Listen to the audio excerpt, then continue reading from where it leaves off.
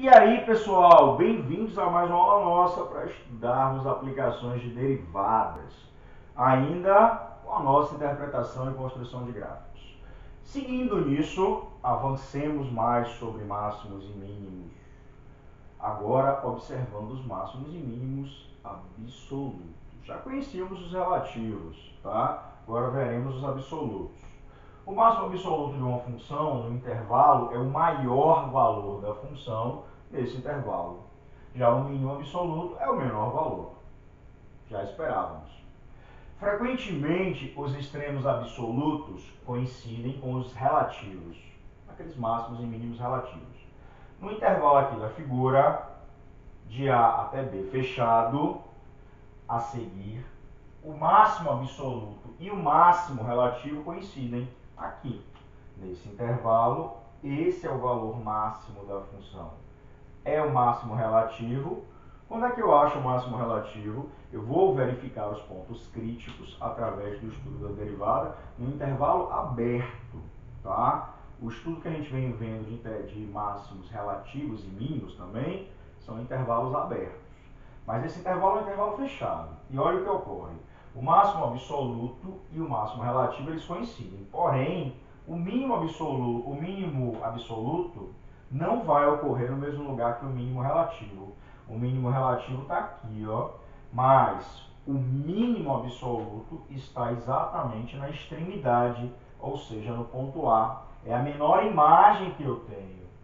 Enquanto o máximo da função é esse daqui, que gera a maior imagem para a função, nesse intervalo fechado, incluindo A e B, a menor imagem da função não se encontra aqui no mínimo relativo. Se eu fosse investigar mínimo relativo, aqui é um fundo de vale, seria um mínimo relativo, mas não é o mínimo total desse intervalo. O valor mínimo na função desse intervalo é exatamente ocorrendo na extremidade A, tá?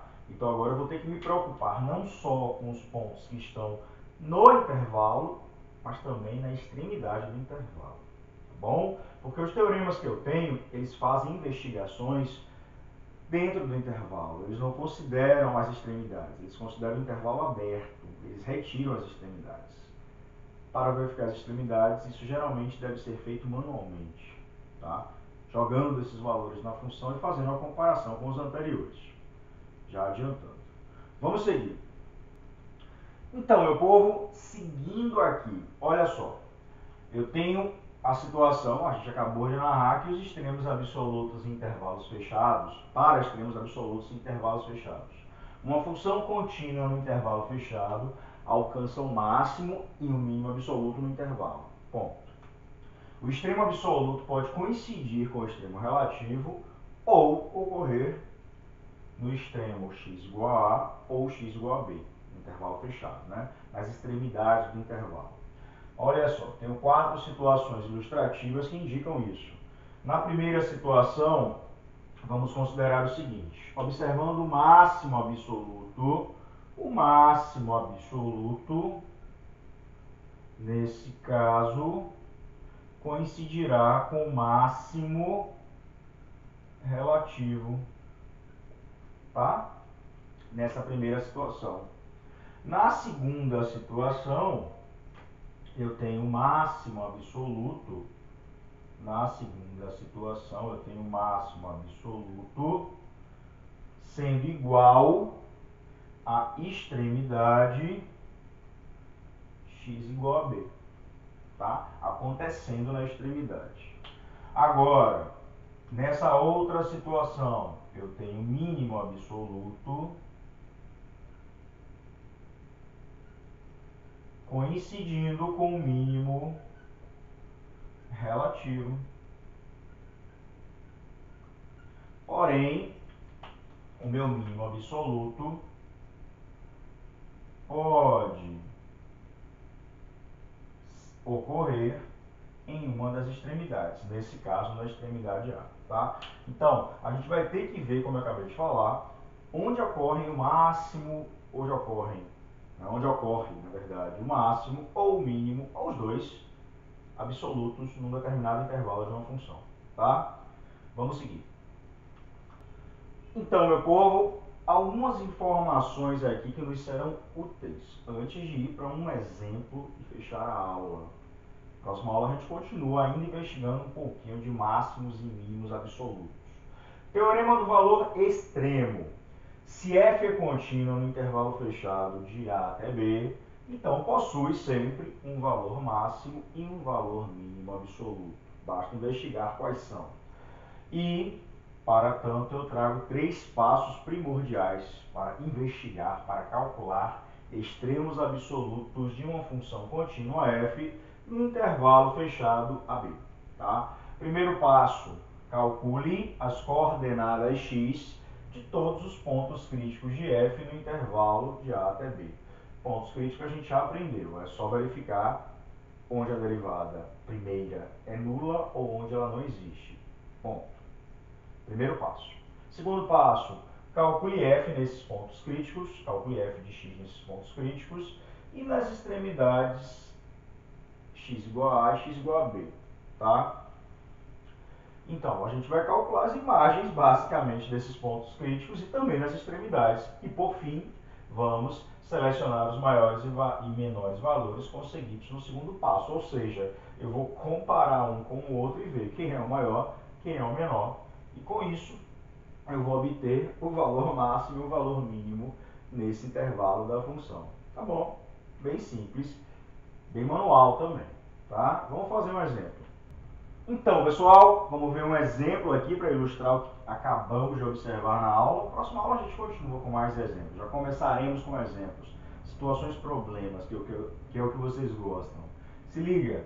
Determine os extremos absolutos da função f de x, uma função com domínio real, fácil perceber, porém eu só quero no intervalo fechado de menos 7 até 3. Então, o que é que eu vou fazer? Primeira coisa é determinar os pontos críticos. Determinando os pontos críticos. Como é que eu vou fazer para achar os pontos críticos? Eu tenho que primeiro ter a derivada. Qual é a derivada? 1/3 de x menos 1 elevado a menos 2/3. Isso é igual a 1 sobre 3 raiz cúbica de x menos 1 ao quadrado. Massa. Beleza. Daí, o que é que eu tenho? Enfim, daí o que é que eu tenho?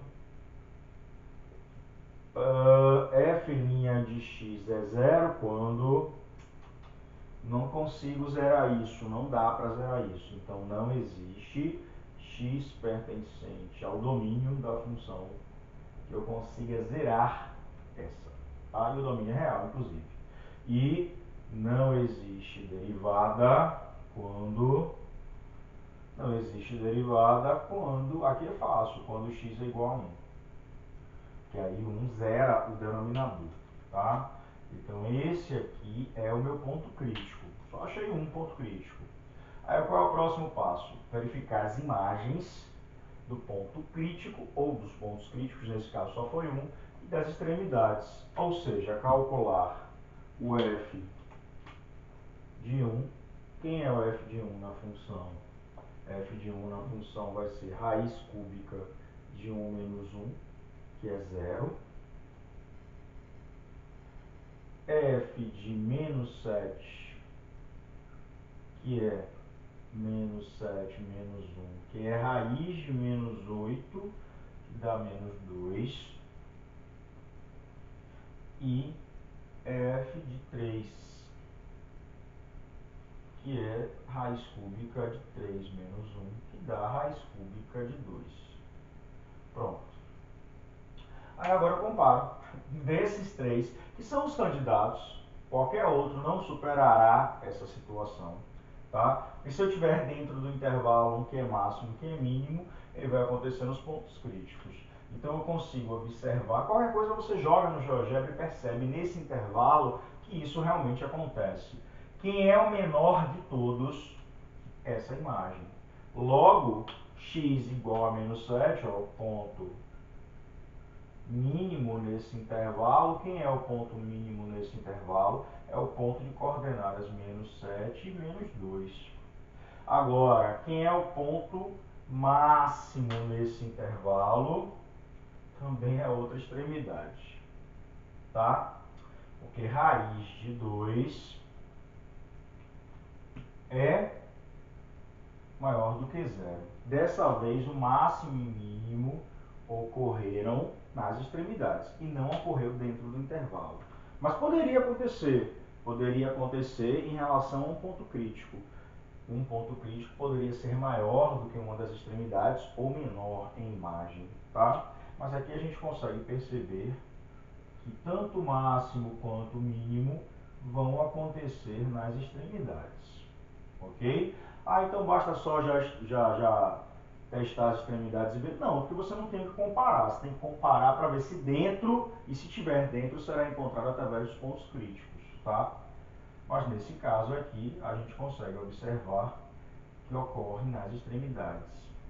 Esse é o maior valor nesse intervalo de imagem da função, esse é o menor valor de imagem na função do intervalo. Beleza? Bom, é isso. Curte, compartilha, se inscreve se não se inscreveu. Até a próxima aula para a gente continuar com exemplos que serão situações problemas agora. Valeu!